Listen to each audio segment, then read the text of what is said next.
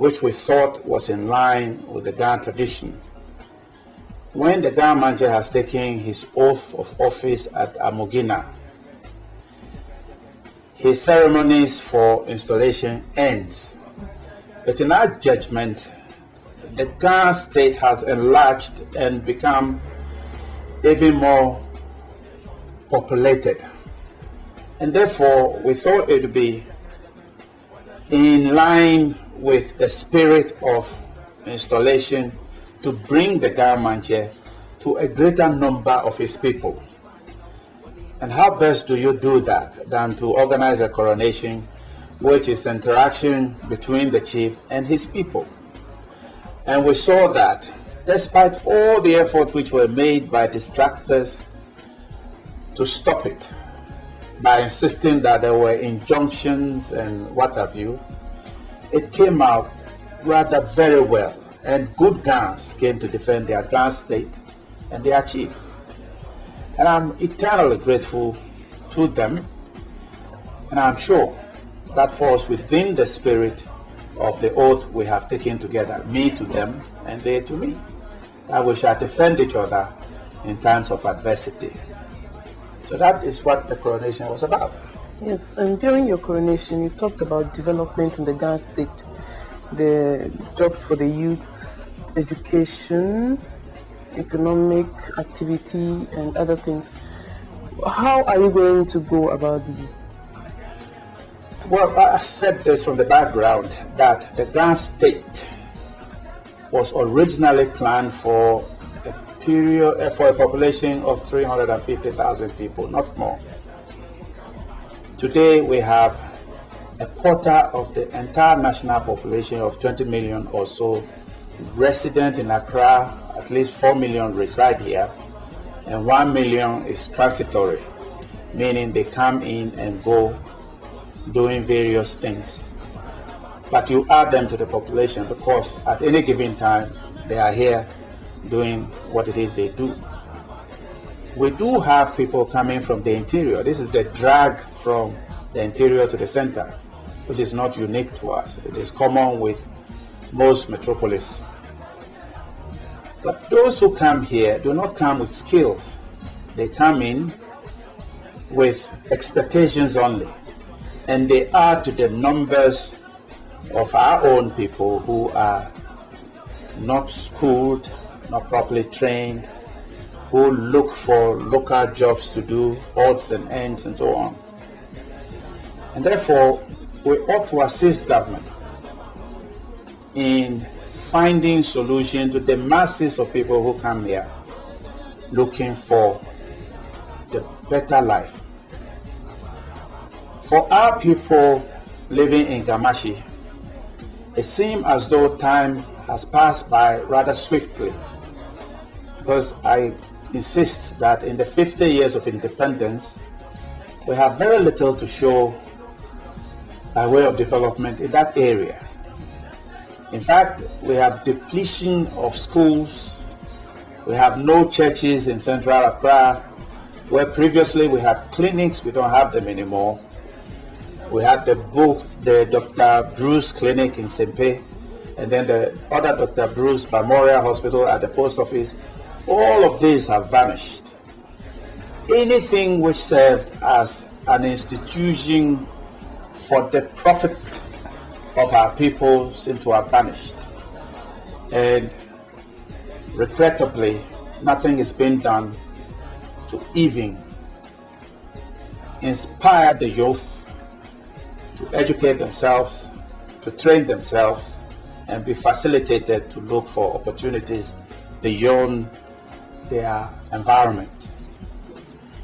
There is a great deal of anger in the youth because of this lack of opportunity. There is a certain amount of misgiving which is directed against the chiefs and the people. I mean, we ought to be honest about these things. If the youth cannot find ventilation for that anger in them, they will take to stones, they will be misled into doing things which we now look upon as rather regretful. Not to cut you here, it looks like when it comes to economic activity, most of the people who come from the hinterland rather come and go into trading, take the money away, and the Ghana youth are left behind. There's nothing to inspire them to take up even vocations to help them develop. They don't like going to schools. There are few schools. I can talk about the Catholic, the Sacred Heart School, vocational school in the city center, where the youth were. I'm sure it was built for the youth. It was made for the youth, and a few other schools, basic schools. Even the basic ones, the children are not going. They rather prefer to go about the beach fishing. No, even fishing has now become an avocation of the past, because it's not as rewarding as it had been. No, the problem you must look upon as this: all the youth of today or any given time have modeled their lives after roles that others perform.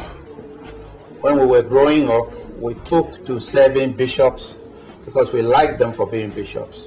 We became houseboys for lawyers, doctors, and others.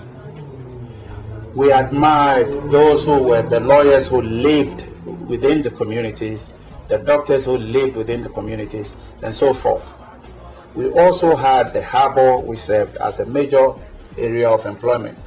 It is no longer there and has not been substituted. Our lands, which we used for farming, have now been used for planting cement and concrete. And therefore, opportunity for farming is lost, for fishing is depressed, and the inspiration that we derived from having our enlightened living within our communities is also gone, because they don't live in the communities anymore. They don't serve as role models anymore. They are no role far models. away from us. Those that substitute for these are the ones who themselves are looking for way out of hard times. And therefore, it's not a pleasant picture. We need to re-inspire all the youth. You can't do that by simply talking to them. You must show them in practical terms what they can do to uplift themselves. Education is one way, training is another, facilitation, as my three visions point out, are ways that we can use this. But it seems to be more and more that we need immediate attention to some of those problems which are now going beyond the center city into the suburban areas. And if we don't arrest what is going on, sooner or later it will be at our doors. But we ought to realize that we are not talking about girls anymore, but we are talking about youth from all the different parts of Ghana living in Accra. And therefore, whatever facilitation, whatever opportunities we create, whatever job we develop for the youth would benefit all who are Ghanaians residing in Accra, including Ghans. Considering the number of chieftaincy and land disputes, I'm sure I can mention a great number of areas in the Ghana state where there are two chiefs. The chiefs who can play a major role in solving all these problems are rather concentrated on land and chieftaincy disputes. But how are you going to manage this? Well, it seems like an insurmountable problem, but rather manageable. You see, all the disputes you find with chieftaincy in the Ga area is predicated upon land acquisition authority to sell land. Regrettably, this has become the case because of the increasing value addition we have on our lands. As I said, most Ghanaians would want to be located in Accra. Those who are overseas are sending money by the droves to build houses in Accra. Corporate bodies want to build in Accra. Investors want to build on our lands. And therefore, it has become rather profitable to sell lands. And consequently, when you have a chief in an area, another one is installed so that he could also